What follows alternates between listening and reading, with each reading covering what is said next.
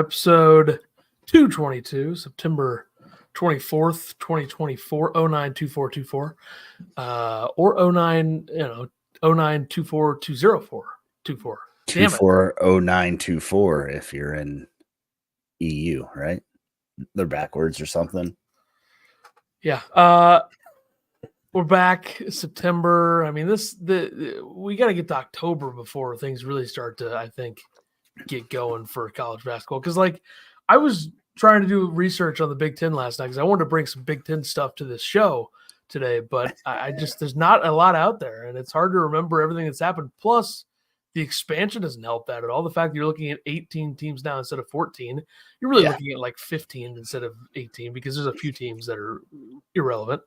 But I will say 4, 5, 6, 7. I got 7 teams deep and then I gave up. So it's good. I still have some information on the teams that I didn't get to, but I have some thoughts on the teams that I did get to. The teams that I did get to are the highest rated ones according to the projection. So, and when we get into some of the Big Ten stuff later in the episode, I'll be able to fire off some takes, and not sound ridiculous. But did you get to Illinois? Was that one of the 7 teams? That was one of the 7.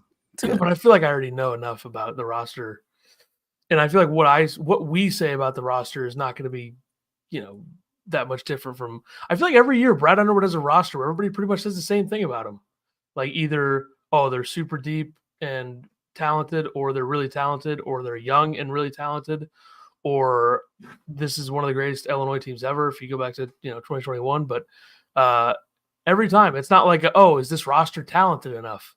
So people need to think about that when they talk about Brad, the way that some like to talk about him, especially some of the people in this chat. They need to watch themselves. But I don't know.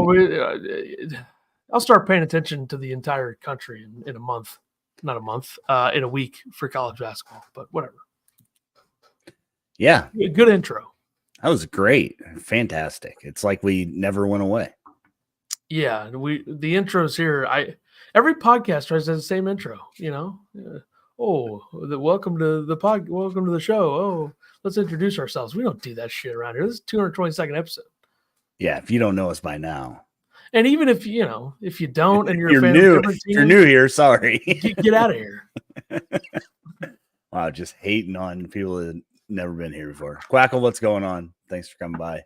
Quackle, yeah, the conference schedule dropped. When that dropped last week, probably last week-ish. And do you want me to read these off? No, you don't have to. What stands out to you? I guess. It seems we knew the opponents. We just don't know the dates. Right. It seems like a pretty, I would say, easier schedule than others from what I've seen. I would say January is going to be more challenging than February. Yeah. When do they play Duke? Is that in February? Yeah, that's February. So, yeah. I think the Duke game is sandwiched in between Wisconsin and Iowa, right? That sounds right. Is the Duke game the 22nd? 22nd, I believe. Yeah. Yeah, 22nd. So, yeah, it's sandwiched in between. All right. Yeah, I mean, I don't hate the 2 early games are Northwestern and Wisconsin. Yeah, that's fine. So that's nice. Then they go to Oregon and Washington, play both of them beginning of January to actually start the real Big Ten season. So yeah, I think getting those 2 West Coast games out of the way early, that's good. Yeah. I agree. You're getting the Wisconsin, Northwestern, the 2 Big Ten December games. You're getting those out of the way before you play Tennessee and Missouri. So, right. I don't know. I think this team's probably 3-2 or 4-1 in their first 5 games. I think they beat Wisconsin. I think they beat Washington. I think they beat Penn State. And then the other 2, you never know, at Oregon, at Northwestern. It's kind of hard to why do we have all these West Coast it's conference realignment is what are they doing to the Big Ten, right? Well, now we have the Pac-12 making a comeback with all these random schools. Like UConn is in the Pac-12 for football, but the Big East for basketball. They're going to do Gonzaga going to the Pac. Like, it's just it's disgusting. Now we're running mid-major conferences when we were strengthening them at one point. And also, you know what's? I think the weirdest thing of it all is that Cal and Stanford are in the ACC. I think that's weirder than anything that's happened. It's true. Like Cal and Florida State last Saturday was a conference football game. That doesn't make sense. No. Florida State blows, but they did win that game. Philip says at Indiana and at Michigan State back-to-back is tough. That's why January is tougher than February. It's true. Is that what I said originally? You said February is tougher than January. No, I didn't. There's no way. If you want to flip-flop, there's no way. There's no way I said that. I think you said January. Yeah, that's right. We'll have to go back, watch the tape. Yeah. All right. Well, I think we're good with the conference schedule, right? I mean, what are we going to say, Yeah, sure. Sounds good. Godzilla, what's up? I found this. Cobra Stats did the 5 toughest games for each team in the conference. Cobra Stats, I believe, is Purdue's Hoop Informatics that we have at Illinois. But he used Bart Torvik's projected adjusted ratings and used the 1.3% adjustment for home and away. Of course, this means nothing because nobody's been on the basketball court to actually know how these teams will produce. But Illinois ranked last in the 5 toughest game stretch, which comes in the middle of the second half of the schedule, and it's games 13 through 17, which is at Rutgers, at Minnesota, UCLA, Michigan State, Wisconsin. You think that's their toughest stretch, like looking at it? No, because I don't think the projections – I think the projections are overstating the strength of Rutgers and Minnesota. Yeah. It's true. That's true. Purdue has the toughest 5-game stretch according to this, and it's to end their season, which is at Michigan State, at Indiana, UCLA, Rutgers, and at Illinois. Those are tough road games. Yeah, especially to finish the season. And then Nebraska had the toughest start to the season. They rank 3rd in the 5 toughest games, where they open with Michigan State, Indiana, UCLA, at Iowa, and at Purdue. So they will be 0-5. Yeah, that's rough. But is Iowa going to be good this year? Am I like crazy to think that Iowa has nothing? Iowa's always something, Sanford's back. Dix is back. Last year, they got their 3 best whites from last year are back, and after that, did they make the tournament last year? God, no. I didn't think so. Last year they went 19-15. They lost to Utah in the NIT. So gotcha. Yeah, I mean they're bringing back probably their 3 best players from last year, I guess. Sanford, Dix, and Freeman. And did they add anybody? Everybody adds somebody. Who'd they add? They got senior guard from the OVC, Morehead State, Thelwell. Okay. I don't think he did anything against Illinois. I don't remember him against Illinois. Let's see. He sounds familiar, but played 36 minutes. I was gonna say Thelwell. All right. Thelwell. This guy that looks like he's got a similar name to Hitler's wife. He was at Iowa last year, I guess. Belmont transfer, Even Bronze. EVEN. I don't know. Okay. Sanford's brother is back. That Harding, that freshman. Yeah, they didn't really bring in anybody. Let's be honest. Okay. But they're a Fran team. They'll probably win 16, 17 games. Okay. Sounds good. So this should make Sean Paul's rankings of the Big Ten pretty good for you. At Sean Paul CBB, friends of the other program. He was on the other show, right? Sean Paul came by one day. Yeah. Asked him about his clothing line or something. He never talked to you again. Is that how it worked? No, but I mean, you can remember it that way if you want. Bootsville, if you think Ethan cares at all, you know he doesn't. No, I don't know. If we get banned on YouTube because I said Hitler, I mean, Here it is. Might as well not be on YouTube. Sean Paul did preface this by saying, quote, "It is by far the toughest in the sport to rank, and I'll surely be wrong on several." This is his ranking. 1, Purdue. 2, Michigan State. 3, Indiana. 4, Oregon. 5, Ohio State. 6, Iowa. 7, Rutgers. 8, Illinois.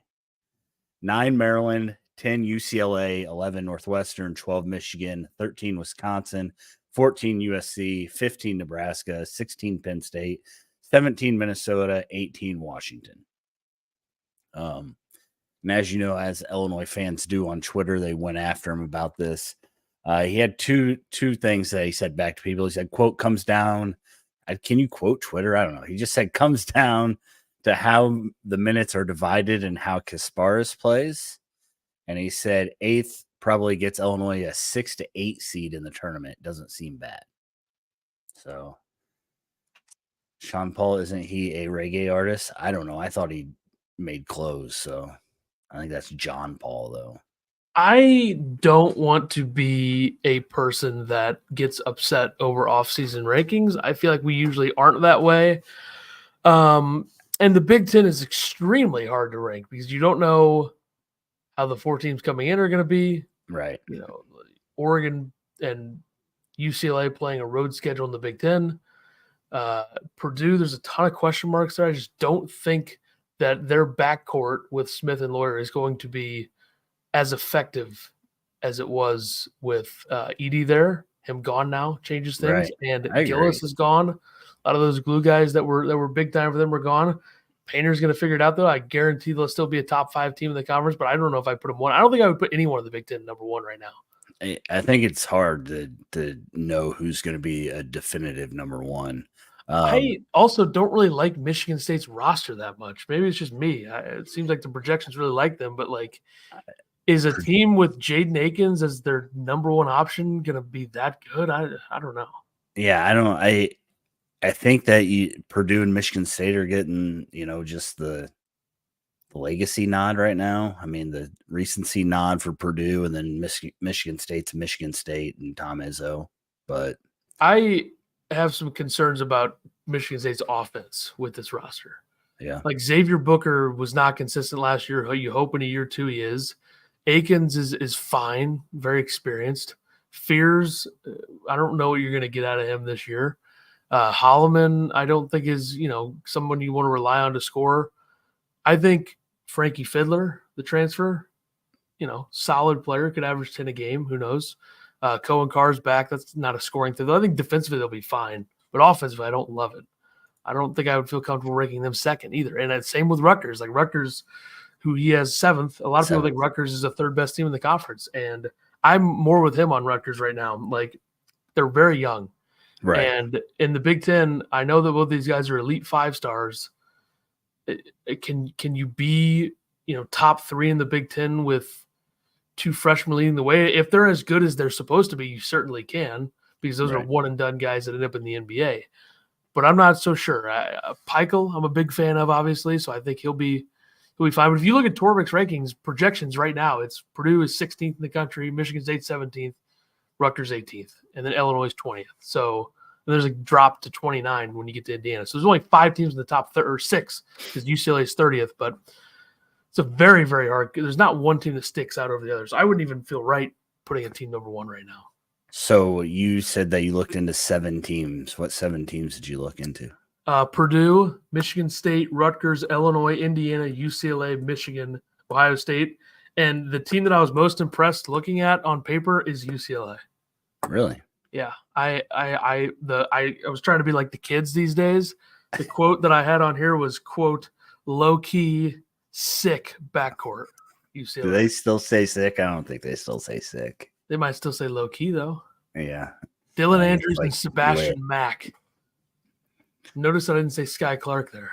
Yeah, this is probably the lowest I've seen UCLA in somebody's Big Ten predictions. Where does he have him? 10th. Yeah, I think they're going to be good. I think them and Oregon are going to be significantly more. They're going to contribute significantly more than USC and Washington this year. But I do think that Right. USC and Washington both have good coaches, which makes me think that they won't be like complete basement teams, especially USC with Musselman there. I don't think people forget that Musselman. I mean, really, Andy Enfield leaving USC for oh God, where did he go? Tulsa? Look that up.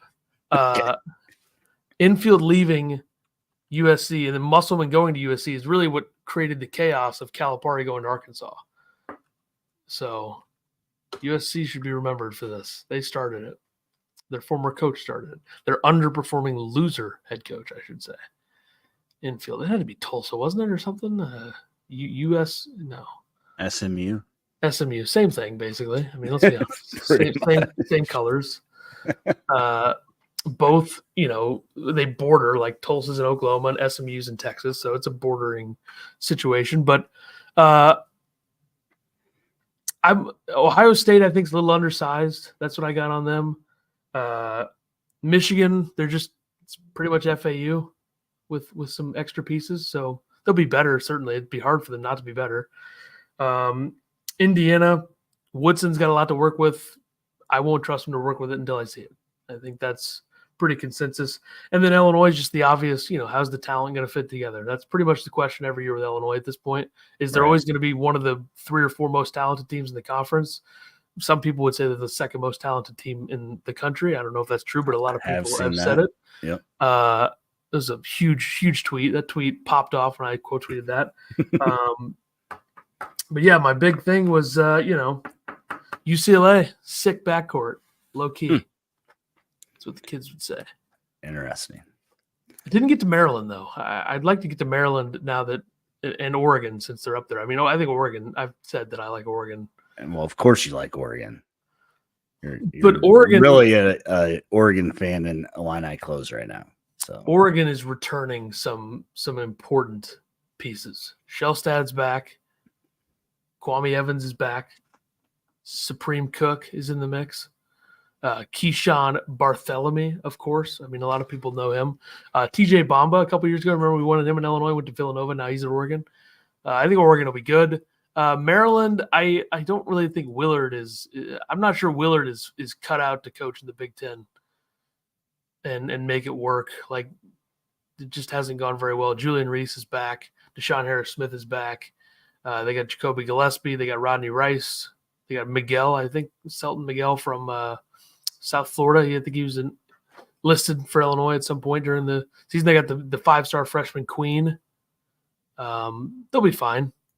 I don't know. I think the top 5 teams in the conference are pretty obvious going into the season, at least. Purdue, Illinois, Indiana, Michigan State, and then I would just be between UCLA and Rutgers. I don't really think Michigan State would. I don't think Michigan. Bootsilla says Michigan State is the middle of the road. I really don't think they're good. I don't know why the projections like them so much. Torvik's got him 17th in the country. There's no way. Yeah. Unless Jaden Akins becomes like Michael Beasley or something. Like I don't see a scenario where they're top 2 in the Big Ten. Philip says, which Big Ten team has the largest variation of potential outcomes? Like, great could question. Be really good or really bad. Seems like Michigan State right now. I would almost. Would it be crazy to say Rutgers just because, like, if it goes wrong with a freshman? That probably would have been my pick, yeah. I mean, when I first saw that, Rutgers kind of stuck out to me.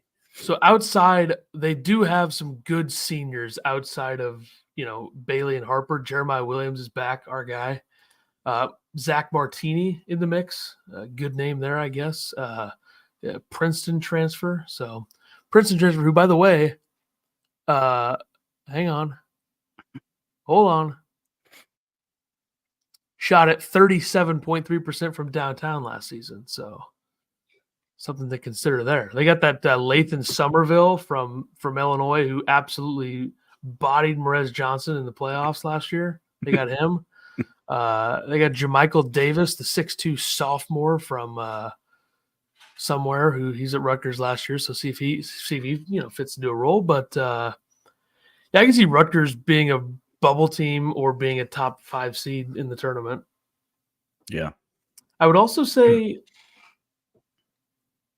in a weird way, Purdue, just because if their backcourt stinks, they could end up like the Stefanovic team from a few years ago that was like not even close to making the tournament. Which I don't think Purdue will miss the tournament, but I can see Purdue finishing 8th in the conference. Yeah, I would agree with that too. Illinois is another team that could have, Illinois could finish 3rd or 11th, I guess, probably. Yeah, and I think that's that's the story of the Big Ten right now. That's why it's hard to rank. I don't think Sean Paul, if he wants to be a journalist, he shouldn't have even done this, honestly. Yeah, somebody posted underneath it, and they had Bart Torvik's predictions, and Bart Torvik has every team finishing between 12-8 or 8-12 with the projections currently with a 4-way tie for first at 12-8 with Purdue, Michigan State, Rutgers, and Illinois. So, I mean, even the systems don't really know what's going on. So I don't know what team could put together the best starting 5. I don't even think we know that question right now. Illinois. I'm going with Illinois. Illinois is relying on freshmen as well. Illinois is relying on freshmen who they, didn't get until the very end, and then a freshman from overseas. Yeah. It's a bit concerning. Big Hummer is not a freshman, though. Let's not forget him. I guess. Anyways, Illinois got a commit for the class of 25. I believe it's their first since that Fears guy went somewhere else and reclassed. Keaton Wagler. Keaton Wagler commits to Illinois. He's a 6'6" combo guard, 4-star. I think he just became a 4-star. He's 150 nationally. He's from Shawnee, Kansas. I snuck into Derek Piper's article and stole some stats. He averaged 12.5 points per game, shot 50% from 3 in high school last year, 6 rebounds per game, 3 assists at Shawnee Mission Northwest, and their team went 25-0 and won state. Tyler Underwood was the lead recruit on him. That's not a good sign. I didn't know Tyler Underwood was out recruiting kids, to be honest with you. So good for him. Illinois offered him on August 22nd. I believe he visited last weekend, committed pretty quickly. Derek Piper of 247 described him as a 6'6" sharpshooter who also has game off the bounce and a winning pedigree. He doesn't know if he'll contribute his freshman year, but said that if he gets bigger, he might establish a role his sophomore year. Of course, with the portal and everything else, who knows if this kid will ever see the court. But Brad, he has his types, 6'6" and can shoot, right? Does everybody want to do that thing they always do where it's like, oh, look at the other teams that offered him? Yeah, I have that here. Would you like to see it? Yeah, because I'm sure. Yeah, I've already looked at it. It's great. He, like I said, he had just visited Minnesota. He also held offers from Colorado State, SIU Carbondale, Murray State, DePaul, St. Louis, Wichita State, Oral Roberts, and other mid-majors. Northern Colorado, Kansas City, UIC, Tulsa, Wichita State, UT, RGV, FIU, I think, was in there. FIU, maybe. Yeah, Abilene Christian. Yeah, only the best. Dang.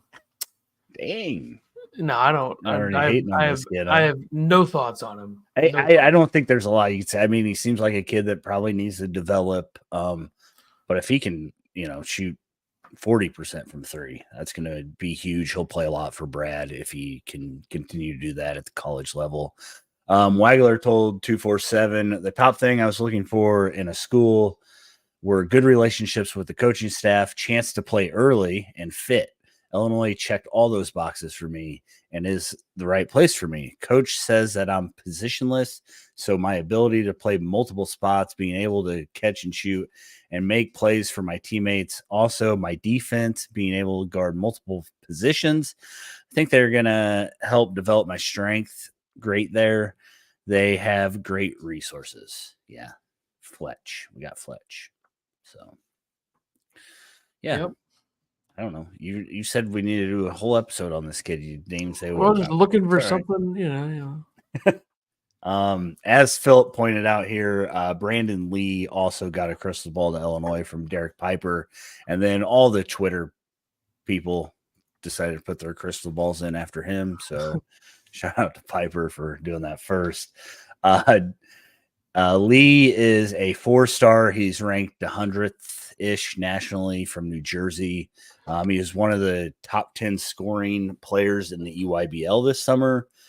He describes himself as a 3-level shooter who can shoot the 3 and also get to the lane and to the free throw line. During the EYBL, he was 33 of 36 from the line, 91%. So, you want to do the thing where we see who offered him again? Yeah, we will. Hold on. I got it. He also only had 1 turnover in 107 minutes of game time and grabbed 8 offensive rebounds in 4 games. Antigua is the lead recruit on him.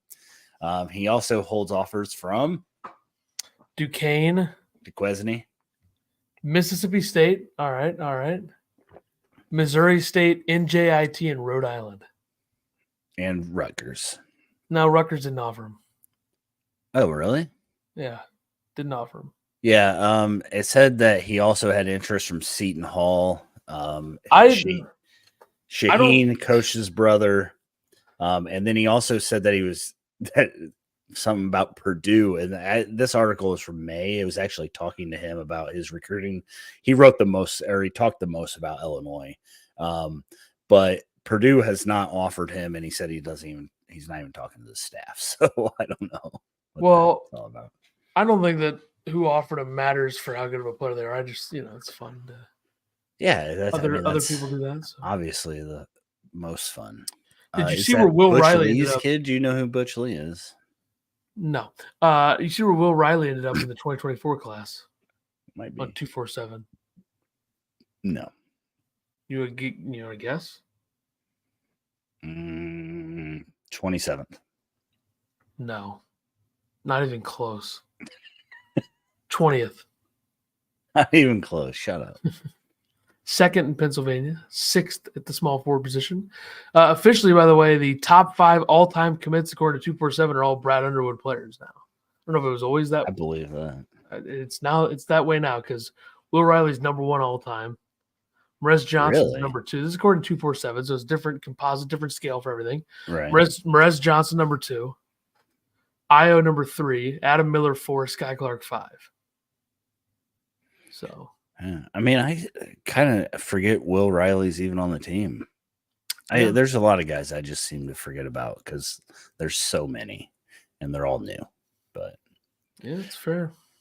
Yeah, there's a quote from Brandon Lee here, but I don't care to read it. So yeah, we don't need to talk about that anymore. So. Last thing we got is, it's been talked about since the beginning of September. Tim Anderson has taken an indefinite leave of absence from the team. Illinois put out a statement, said assistant coach Tim Anderson has taken personal leave, stepping away from the Illini program indefinitely. Tim Anderson said, quote, "It has been a dream come true to work at the U of I, and I represent the Fighting Illini. I'm proud of what we have accomplished together over the last 3 years. I thank Coach Underwood for the opportunity to coach here, and I especially want to give credit to all the players for their effort, trust, and sacrifice in producing a championship culture. Following a great deal of reflection this offseason, I've decided to take some time away from coaching in order to focus on myself and my family. I want to thank everyone who has reached out in support, and I hope you all will respect the personal nature of this decision." So did he leave for personal reasons or because he is mad that he's not Orlando Antigua and making that money? Does anybody know? I think we need to speculate. We need to. He said we need to. I don't think we need to. Oh, I don't think we need to either. But yeah, I mean, this is going to kill. I mean, I would assume part of that Mean Streets connection that brought in Marez Johnson and Ty Rogers. Derek Piper mentioned a trio of Jackson Davis, Davion Thompson, and Howard Williams in the class of 27 that there was a good chance Tim Anderson would have grabbed. But it is what it is. He's gone.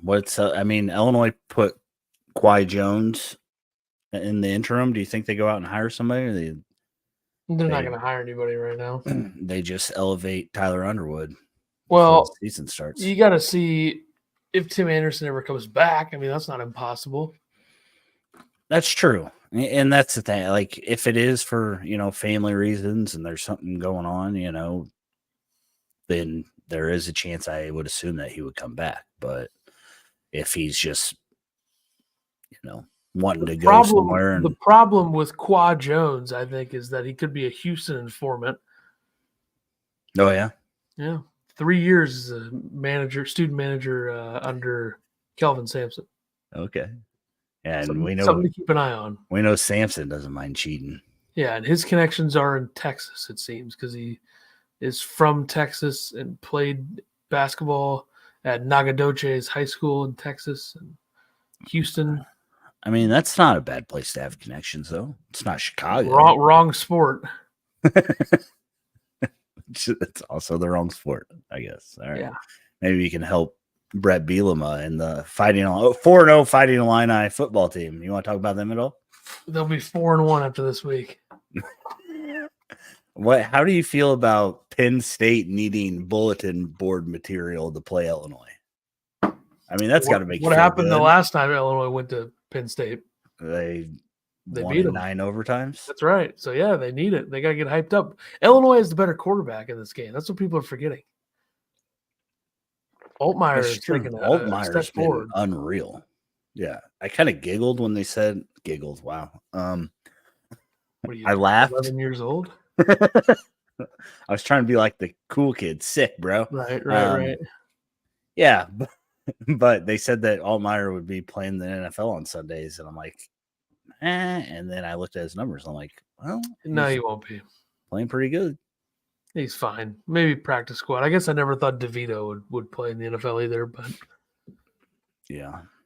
Altmaier's a little too skinny. He's got to get a little more weight. How are your Ducks doing? Bye week last week, coming off of a game where it was relief. They struggled the first couple weeks. Boise State's a little better than people gave them credit for at first, but barely beating Boise State and Eugene, that's tough. But then you go on the road, rivalry game at Oregon State, you beat them by 35. I feel good. They play UCLA this week. What are they ranked right now? 7th, I think. Okay. 8th, 7th or 8th, 9th maybe. They got UCLA and then somebody, and then Ohio State. So should be, and then Illinois a couple weeks after that. So. Is that here? No, it's in Eugene. Yeah. You going? Nope. That dream is dead. At UCLA, home against Michigan State, home against Ohio State, and then at Purdue, and then home against Illinois. Illinois should be 5-1 when Michigan comes to town. Yeah, should be. I mean, they should definitely beat Purdue in Champaign. UCLA dumpster fire. Yeah, Oregon's going to – I mean, UCLA might be kicked out of the Big Ten after that game. That's fair. How about the President's Cups this week? Yeah, I don't really have a ton of interest in that. Yeah, you're not. I'm surprised you don't care. Is it just because America dominates it every year? Or I don't really know if that's true. But it is true, but I don't know. I mean, I'm obviously going to watch it, but President's Cup doesn't. It's not the Ryder Cup. I agree. It's a sham of a golf tournament. Did you watch the Live on the CW this weekend? The tournament. I hate to say it, but I didn't. Really? I did. It might be the most Live golf I've ever watched. It was actually pretty cool how they do it. It's embarrassing to say. Why? What else was there to do on Sunday? Watch the Bears. National Football League football. Watch the Packers. They're on Fox. We're watching a team that knows how to win. That's true. Yeah, I think that's all we got. Question: do we need to try to get sponsors again since you failed with this Kickstarter stuff or whatever? I don't care either way. We can. I mean, are we making any money off YouTube yet? Like, we got like $12 on the account yet? No. All right, like, subscribe, comment, do all that stuff for us. We're probably going to get kicked off after this. We might be banned. You might find us. We might start our own website. No, we'll be going to Rumble if that happens. Rumble. Yeah. Kick.com. Here's a good question in the chat there. Wesley?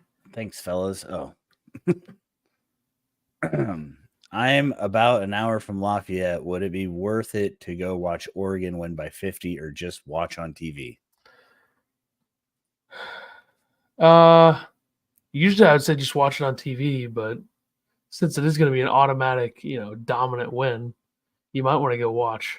Even though Lafayette is a shithole with a capital S. Okay. It's a fact. Facts. Yeah. Well. All right. October, we're going to ramp up big time. Thanks, Bootzilla. Thanks, Eric. I emailed the University of Illinois Communications office a couple weeks ago. Got nothing back, so I'm glad they still hate us. You wanted me to reach out to La Tulip, right? Yeah, I don't care about that anymore. I don't think we need that. I mean, he follows me. I could probably. Yeah, no, we're good. Maybe in October. We'll figure it out. We'll figure some stuff out for preseason. Oh, I mean, we got to get him before he starts going on 247 all the time. Illini Inquirer, whatever it's called. That's probably why he wouldn't come on with us. He told me outside of Cam's one time. Yeah, and then you screwed him over. He doesn't remember that.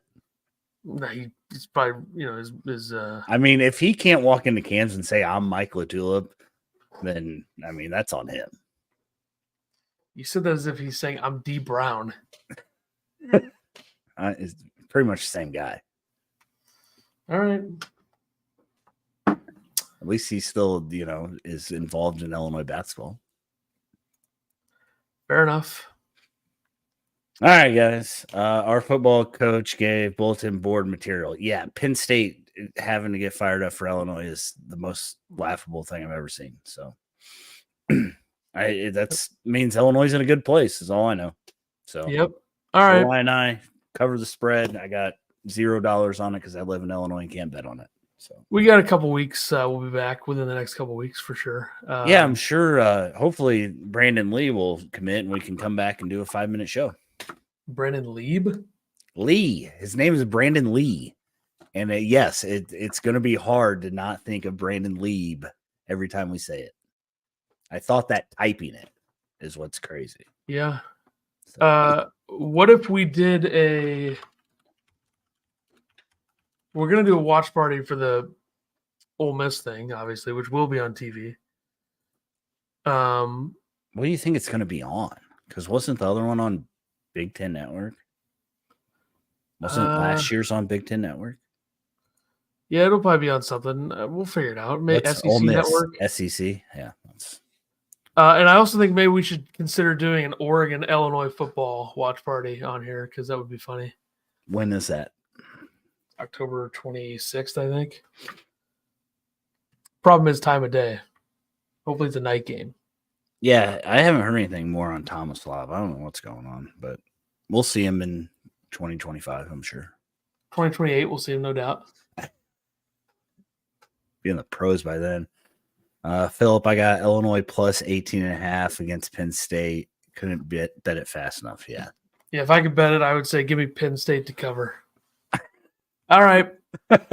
We'll be back a week or two. follow the Twitter at Podcast Illini. Follow the Twitter, all the other stuff, no doubt.